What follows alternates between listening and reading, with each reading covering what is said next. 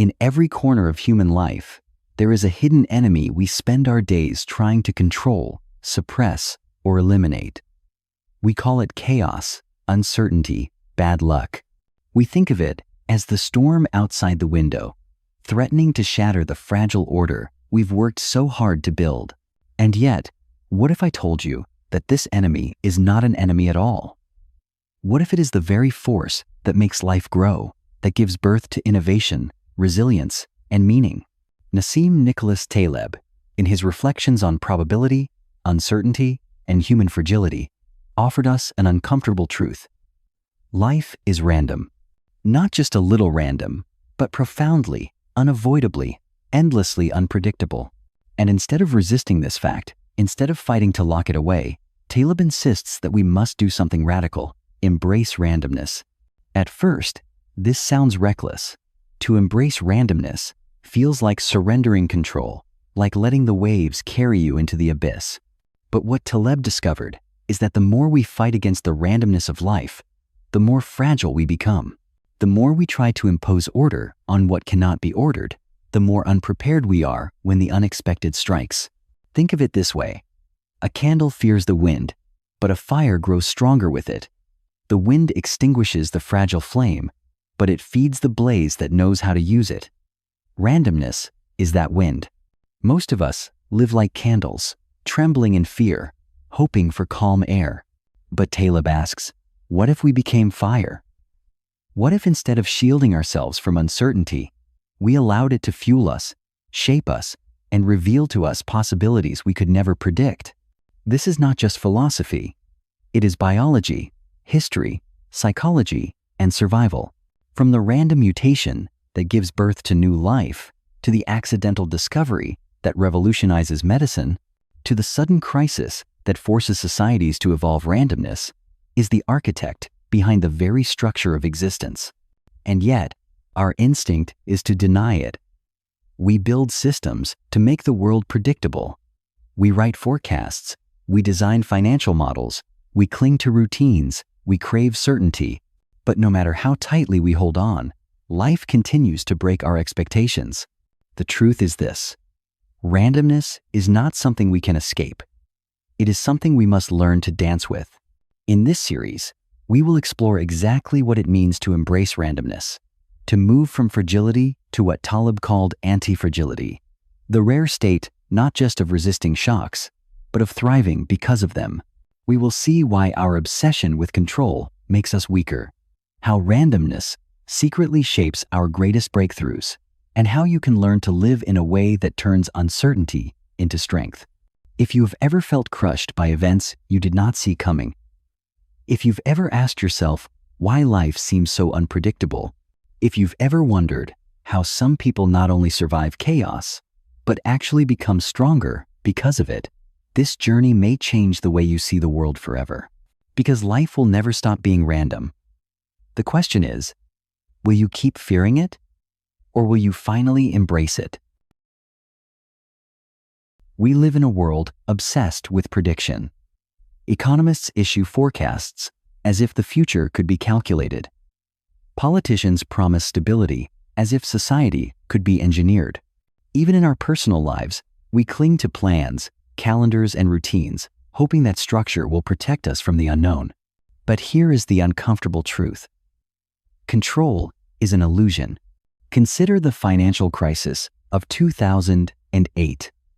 Countless experts, armed with complex models, assured us that markets were safe, risks were diversified, and collapse was impossible. Yet within weeks, entire systems crumbled. The randomness they tried to eliminate struck back with fury. Why? Because the moment we convince ourselves that randomness has been conquered, we expose ourselves to its most devastating surprises. Taleb calls this the problem of fragility. Fragile things look strong until reality touches them. A glass vase can sit motionless on a shelf for years, but one unexpected tremor and it shatters. Our lives often resemble that vase, stable, only because nothing unpredictable has happened yet. But life always brings tremors. And here's the paradox. The more we attempt to design a life free from randomness, the more fragile we become. Take the person who avoids risk at all costs. They never try something new, never face failure, never expose themselves to chance. They may feel safe, but the moment reality shifts, the smallest disruption devastates them. Contrast that with the person who allows randomness into their life, who experiments, adapts, and accepts uncertainty. That person may stumble more often, but over time, they build resilience, flexibility, even strength. The illusion of control is comforting, but it is also dangerous. It lulls us into thinking we are protected, when in fact we are brittle. It whispers, if you plan enough, you can prevent the storm. But the storm always comes. Think about your own life. How many times did events unfold exactly as you expected? How many times did chance an encounter, an accident, an unforeseen event completely alter your direction? Most of what defines who you are today likely came not from your plans, but from randomness, the friend you met by accident, the opportunity you stumbled into, the crisis you never anticipated but had to survive. And yet, knowing this, we still cling to the illusion. Why? Because the human mind hates uncertainty. Uncertainty feels like standing in the dark. And so we tell ourselves stories, we design systems, we seek predictions, all to hide the truth that the world is far less under our control than we want to believe. But if control is an illusion, what then? Should we despair? No. This is where Taleb's wisdom shines. The problem is not randomness itself. The problem is how we relate to it. By clinging to the illusion of control, we set ourselves up for collapse. By embracing randomness, we discover something astonishing, that what feels like danger can actually be our greatest source of growth. The candle fears the wind. The fire uses it. Which one are you? If you strip life down to its core, you will notice something astonishing. Everything that grows, everything that evolves, everything that improves, does so through randomness. Take biology. Evolution itself is not a careful, controlled process. It is driven by random mutations, tiny accidents in the code of life. Most mutations are useless, even harmful, but every so often, one random change creates an advantage, stronger wings, sharper vision, greater adaptability. That single accident spreads, reshaping an entire species. Without randomness, there would be no life. The same is true in human history. Many of our greatest discoveries came not from careful planning, but from accidents. Penicillin was discovered when Alexander Fleming returned to his lab and noticed that a mold had randomly killed the bacteria he had been studying. The microwave oven was invented after an engineer walked past a radar tube and realized the chocolate bar in his pocket had melted. Random events, accidents, unexpected shocks, these are the sparks that ignite revolutions. But here's the key. Randomness alone is not enough. It must be embraced, not resisted. Think of the person who dismisses every accident as a mistake, who sees every disruption as a tragedy. That person misses the hidden gift. Meanwhile, the one who looks at randomness with curiosity, who asks, what can I learn from this? What can I build with this? That is the person who transforms chance into growth.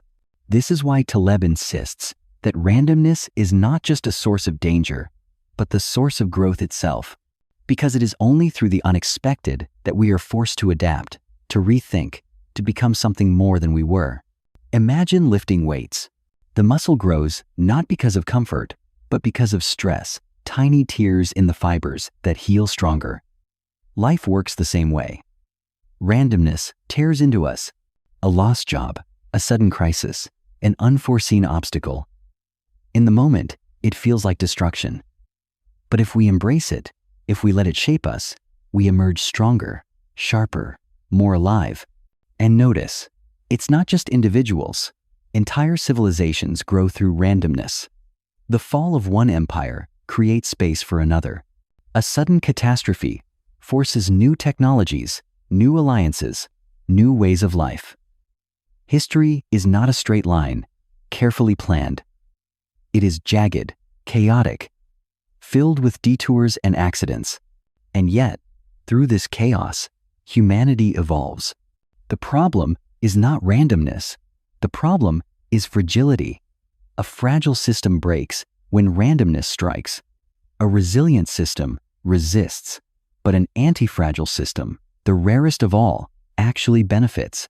It uses randomness as fuel, as the fire that makes it stronger. This is the shift Taleb urges us to make.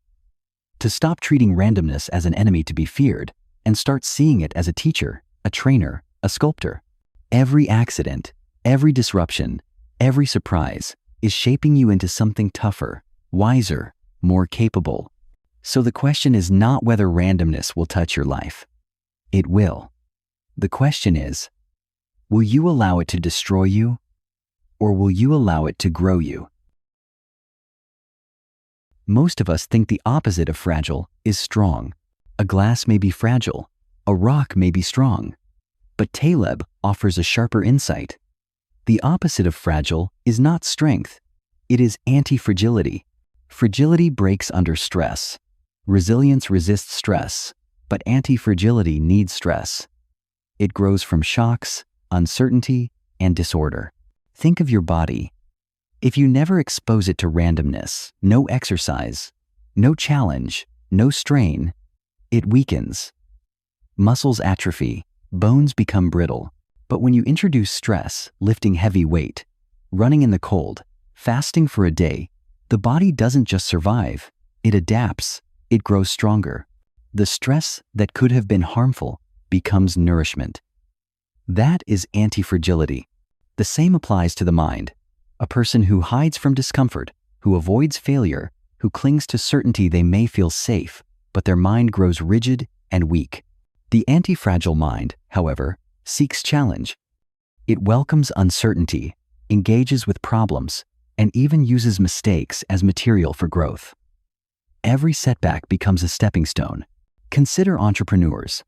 The fragile one invests everything into a single plan, terrified of failure. If the plan collapses, so do they. The antifragile entrepreneur experiments. They expect randomness, they scatter small bets, they learn from failures, and they let surprises open new doors. Randomness becomes their business partner, not their executioner. But antifragility isn't only about individuals. Think about nature. Forests burn, but the fire clears dead wood and fertilizes the soil for new growth. Ecosystems thrive, not by eliminating stress, but by cycling through it. Remove randomness, and the system stagnates. Allow it, and the system renews itself endlessly. Now imagine living your life like that, structured not to avoid shocks, but to benefit from them. Every piece of bad luck, every failure, every unpredictable event becomes a kind of training. Instead of saying, "Why did this happen to me?" you begin to say, "What can this teach me? How can I use this?" This is not romantic optimism. It is practical strategy. The anti-fragile person doesn't predict the storm. They build a sail that catches the wind in any direction. They don't hide from volatility. They design their life so that volatility becomes fuel. It begins with a shift in mindset. Don't cling to control. Expect randomness. Don't put all weight on one outcome. Diversify, experiment, play with possibilities. Don't see failure as final. See it as feedback, as raw material for growth. Taleb's warning is clear. The fragile will always break. The resilient may survive, but the anti-fragile will thrive not in spite of randomness, but because of it. So, ask yourself, are you still trying to be unbreakable? Or are you ready to become unshatterable precisely because you can use the cracks? Philosophy means nothing if it cannot be lived. So the question becomes, how do we practice embracing randomness? How do we move from theory into daily life? Taleb gives us a compass, but the steps are ours to take. Let's walk through them. Expose yourself to small doses of stress. Just like muscles need resistance, the mind and spirit need volatility. This means deliberately stepping into situations that carry risk, discomfort, or uncertainty. Speak up when it's easier to stay silent. Try a project that might fail. Travel without overplanning. By taking on small, manageable risks, you train yourself to handle bigger ones. Avoid over-optimization. Our culture worships efficiency, maximizing every second, every dollar, every system. But what looks perfect on paper is often fragile in reality. A machine tuned for maximum speed breaks at the smallest disruption. A life overplanned collapses when the unexpected arrives. Build slack into your systems. Leave room for randomness. Keep reserves whether of time, money, or energy. Love redundancy. Nature thrives on redundancy. You have 2 kidneys, not 1.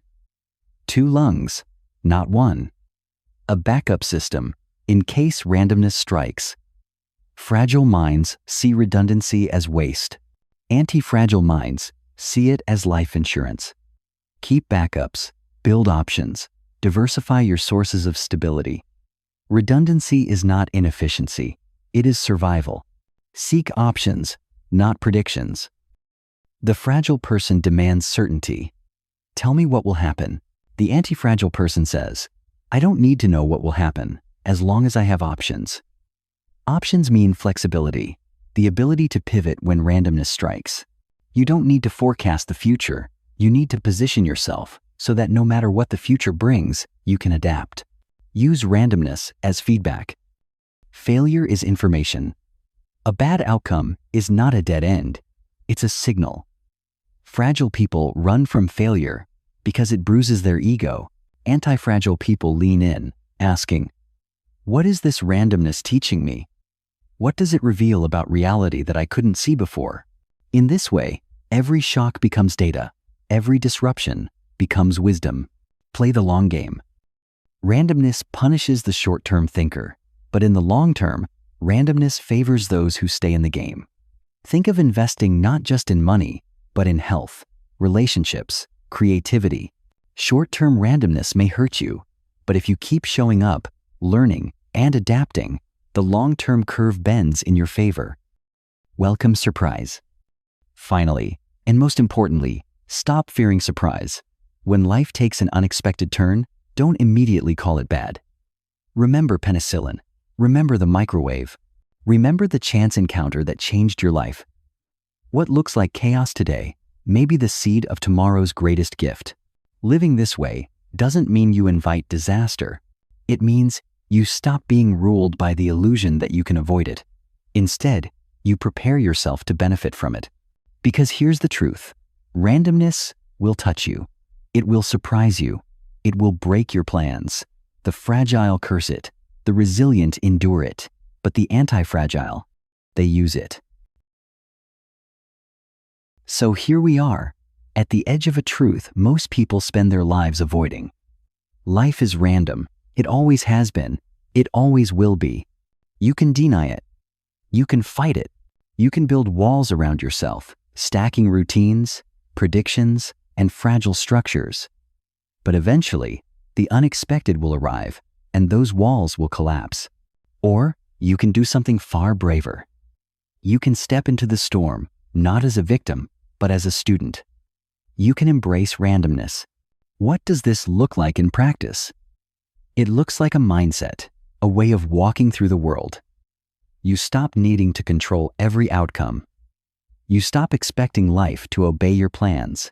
Instead, you begin to treat every surprise as an invitation, every disruption as training, every stroke of bad luck as the sculptor's chisel, carving you into someone sharper than before.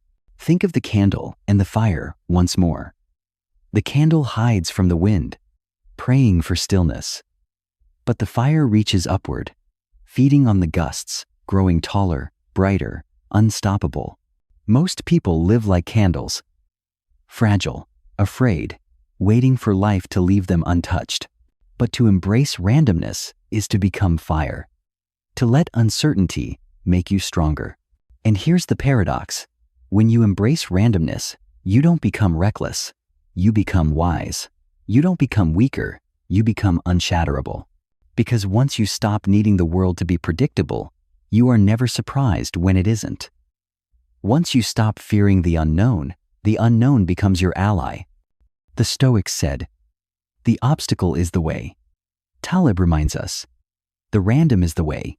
Your life will never be free of randomness, but it can be designed to thrive because of it. So, ask yourself now, how much of your life is still fragile?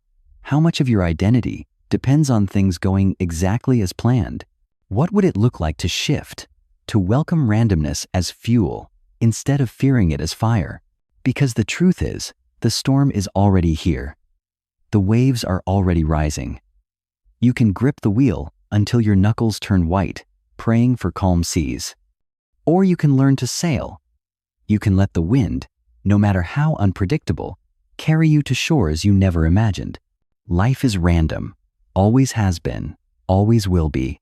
The only choice you truly have is whether to break beneath it or to rise because of it. So, tell me, will you keep living as a candle? Or are you finally ready to become fire?